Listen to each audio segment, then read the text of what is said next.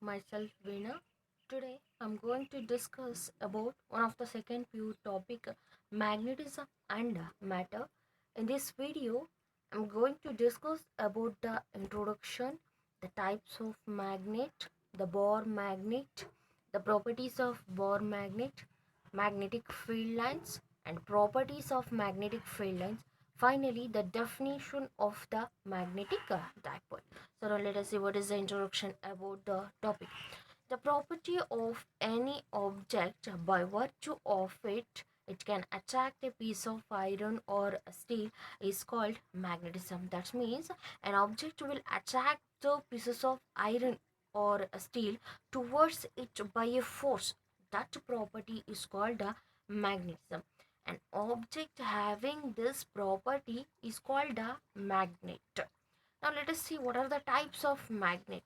So see, there are two types of magnet. The first one is the natural magnet and the second one is the artificial magnet. So the natural magnet is an ore of iron which attracts a small pieces of iron, cobalt, nickel towards it. So now the naturally available magnets are called natural magnets. So, for example, magnetite or lodestone is an example for natural magnet which is naturally available. And artificial magnet which is prepared artificially. That means the man-made magnets are called artificial magnets. Natural magnets are weak and have irregular shape. So that means the naturally available magnets have the weaker properties and they are in irregular shape. Hence, artificial magnets are made using a piece of iron or steel. So we are making the artificial magnets by using the piece of iron or the steel. These have the desired shape and strength. So the artificial magnets having the regular shape and having the more strength. Some of the artificial magnets in use are Bohr magnet, horseshoe magnet, compass needle and magnetic needle. So these are the some examples for the artificial magnets. Magnets and magnetic materials are used in modern day gadgets such as VCR, audio cassettes, headphones, ATM cards. So the magnetic materials having the wide range of applications. So nowadays we are using in many purposes. So the Bohr magnet. The Bohr magnet is the most commonly used form of an artificial magnet. So the Bohr magnet is an example for the artificial magnet. It is most commonly used. It may be rectangular or cylindrical in shape. As shown in the figure, the Bohr magnet is in a rectangular shape. It is found from experiment that a magnet has two poles or named as the north pole and south pole. A magnet has the two poles, so one is the north pole and another one is the south pole. When a Bohr magnet or a magnetic needle is suspended freely, the pole which points approximately towards the geographic north is called the north pole, and the pole which points towards the geographic south is called the south pole. So see here, so this is the magnet. It is not a magnet, assume it is the magnet. It is in rectangular shape. The Bohr magnet is in rectangular shape. It has the two poles, one is the north pole and another one is the south pole. When it is suspended freely, the pole which points towards the north direction, that is the north pole, and which points towards the geographic south is called the south pole. And in magnetism, each pole is aligned pole strength. So the magnet has the two poles, north pole and south pole, and each pole having their own pole strength.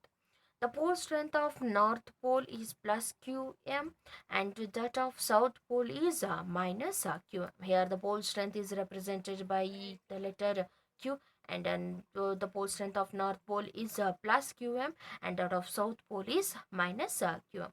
And the distance between the two poles in a Bohr magnet is called magnetic length. So this is the north pole, this is the south pole, and distance between these two poles poles is called a magnetic length, and that is represented by the letter 2L.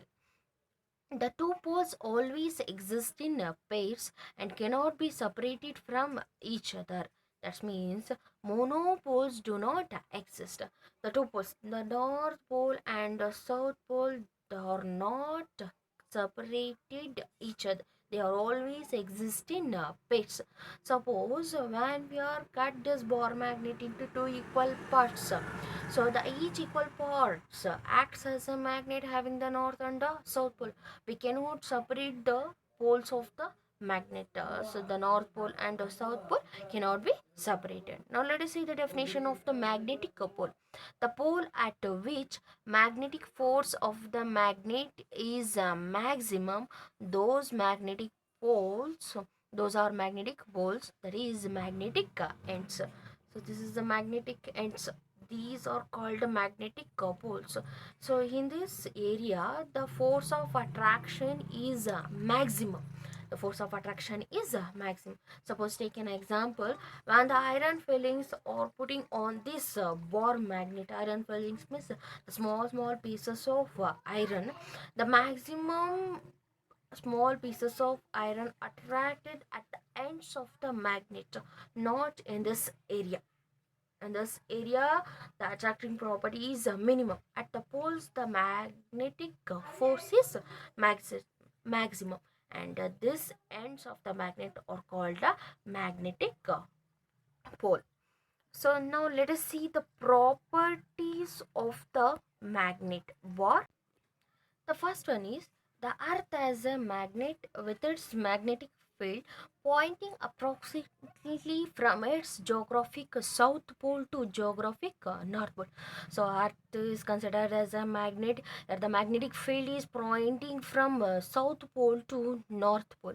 And the next one is when a bar magnet is suspended freely, it comes to rest along the north south direction. I'm already told when a freely suspended magnet always points towards the north and south direction. The north pole of the magnet points the north direction and the south pole of the magnet point the south direction. The next one is if a bar magnet is broken into two equal halves, that means we can cut the magnet into two equal parts. We get two similar bar magnets with a somewhat weaker properties. So now this magnet is cut into two equal parts and each equal part acts as a magnet having the two poles, north and the south, having some weaker properties. So now let us see the next property. Two north pole or two south poles repel each other while a north pole and a south pole attracted each other. Means see, take another bar magnet having the north and the south pole. The north pole of this magnet and the north pole of the another bar magnet when comes near, they are repel each other. And the north pole of this magnet and the south pole of the another magnet comes near, they will attract each other. That means the like poles are repel each other and unlike poles are attract each other. The like poles means north and another magnet north pole, and so unlike poles means north and the south poles. So the next property, every magnet attracts a small piece of material like iron, nickel, cobalt and steel towards it. The attraction is maximum near the ends of the magnet where the poles are located. So see the at the ends of the magnet the force is maximum. The magnetic force is maximum. Then see the next property. The magnetic poles always exist in pairs.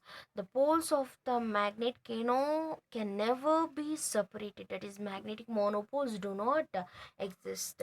So here the magnet has the north and the south poles. They are always exist in pairs. They cannot be separated. So now let's see the next property. When a piece of magnetic material like iron or steel is placed near a magnet, it acquires induced magnetism. That means so see here, the magnetic materials like iron, steel are placed near a magnet. It will acts as a magnet. Iron or steel acts as a magnet. That magnetism is called induced magnetism. So let's see the next property. If a magnet is cut transversely into two equal halves, pole strength does not change, but the magnetic moment becomes a half.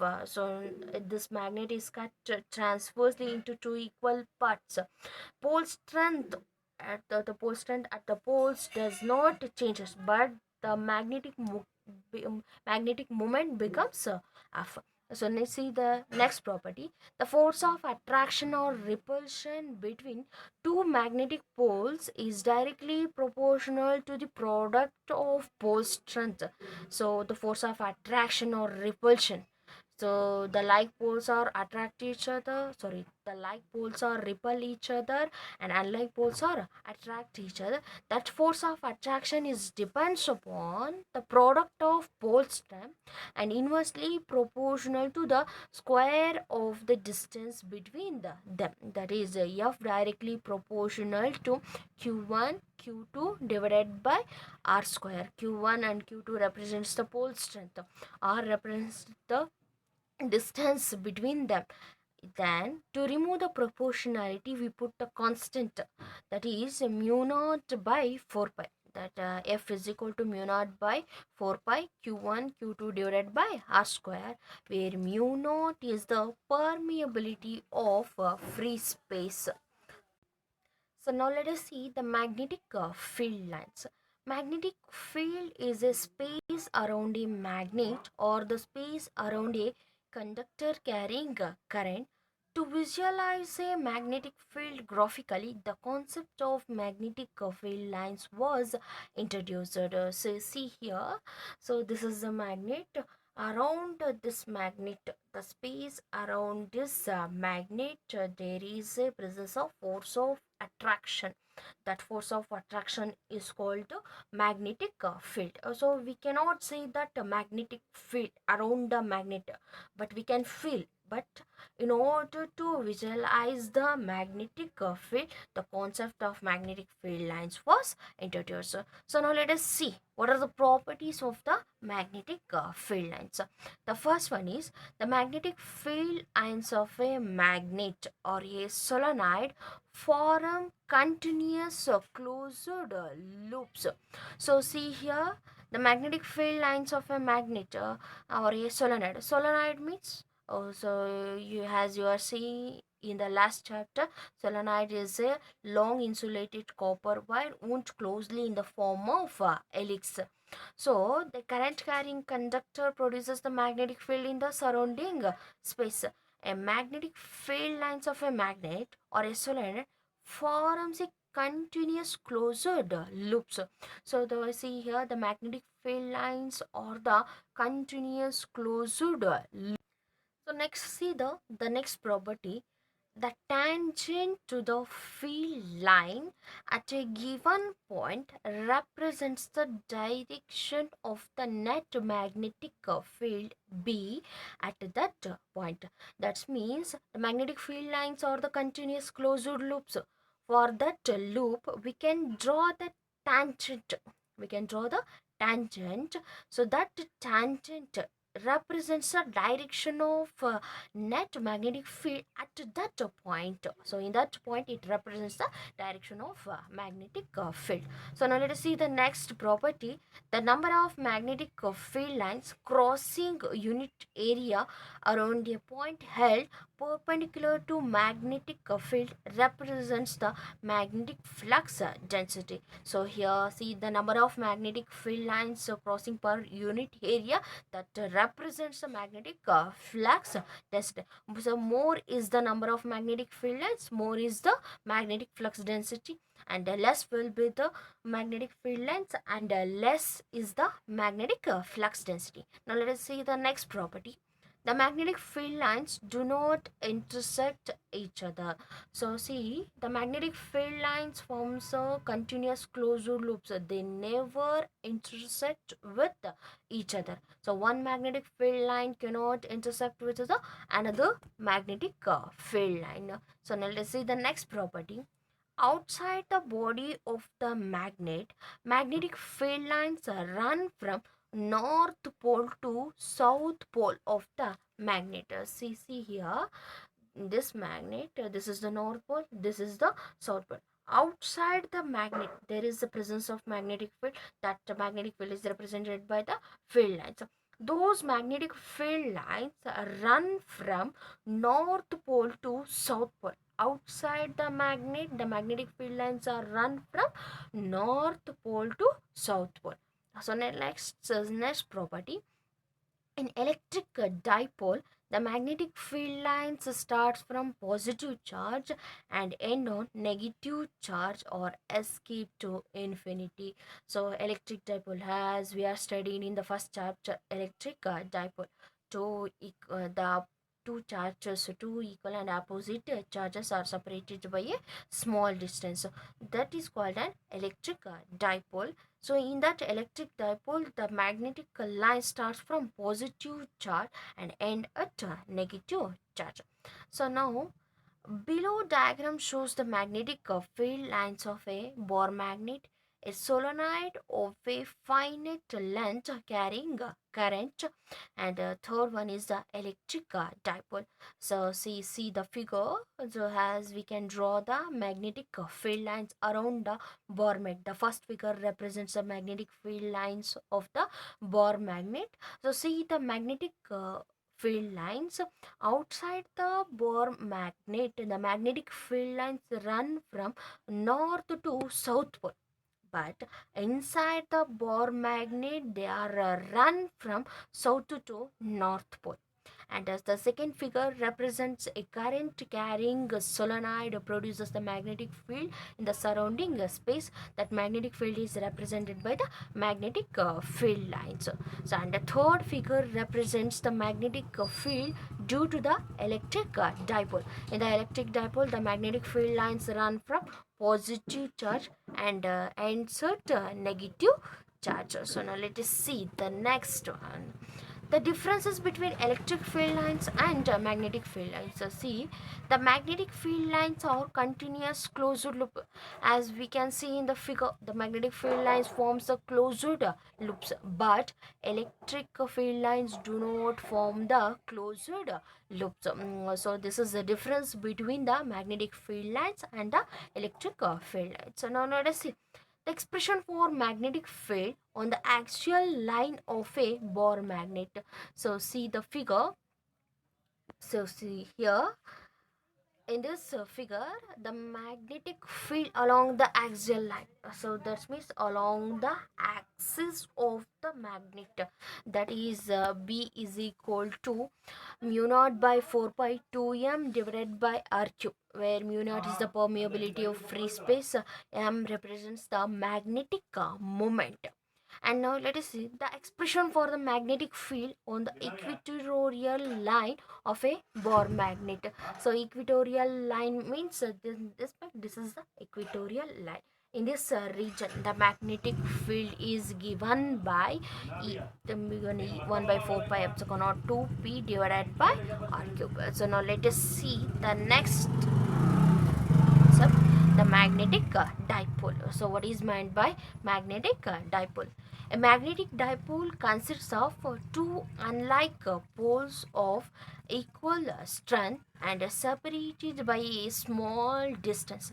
So magnetic dipole means di means two, poles means, so here know that dipole, two unlike poles means one is the north pole, another one is the south pole having the equal strength. So this is the north pole and south pole. So these two poles having the equal pole strength, that means equal magnetic force and separated by a small distance, and these two poles are separated by a small distance. The north pole and south pole are separated by a small distance. So examples for magnetic dipole are Bohr magnet and a compass needle. So Bohr magnet is an example for magnetic dipole. It is having the two poles. One is the north pole and another is the south pole.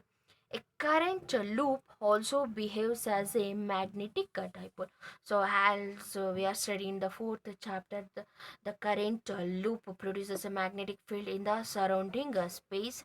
That current loop acts as a magnetic dipole.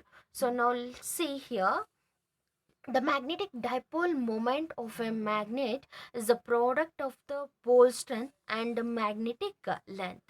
So now here, the magnetic dipole moment, it is the product of pole strength and the magnetic length. The pole strength is represented by qm and the magnetic length is represented by 2l, and it is given by vector m is equal to qm into vector 2l. Qm represents the pole strength and 2l represents the magnetic length.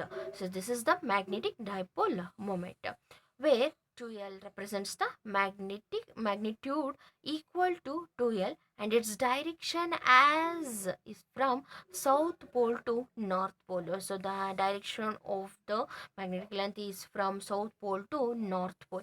Hence the direction of magnetic dipole moment, it is from south pole to north pole. So along the axis. So now let us see the SI unit. The SI unit of pole strength is Qm. Pole strength is represented by Qm and the SI unit of pole strength is ampere meter, AM. And that of magnetic dipole moment is A meter square, ampere meter square.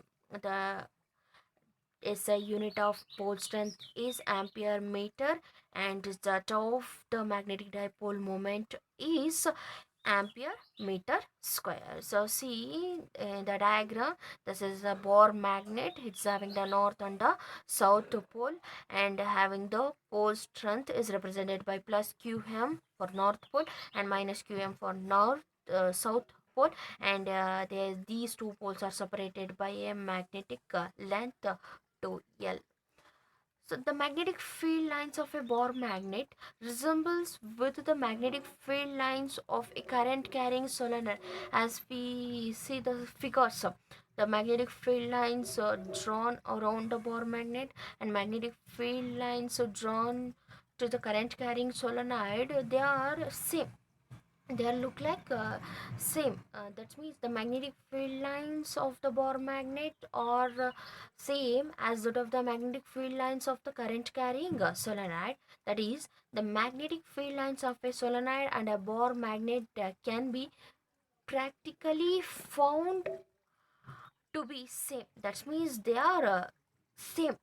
If the magnetic needle is brought near a solenoid and then near a Bohr magnet, it is observed that deflection of needle is similar in both the cases. If a solenoid is cut into two equal pieces like a Bohr magnet, so suppose a solenoid is cut into two equal parts like a Bohr magnet, we get two small solenoid of weaker strength just like a Bohr magnet. So hence we can say that the Bohr magnet is equivalent to solenoid, as we seen from the magnetic field lines. The magnetic field lines in the Bohr magnet are similar as we observed in the magnetic field lines of the current carrying solenoid. So thank you.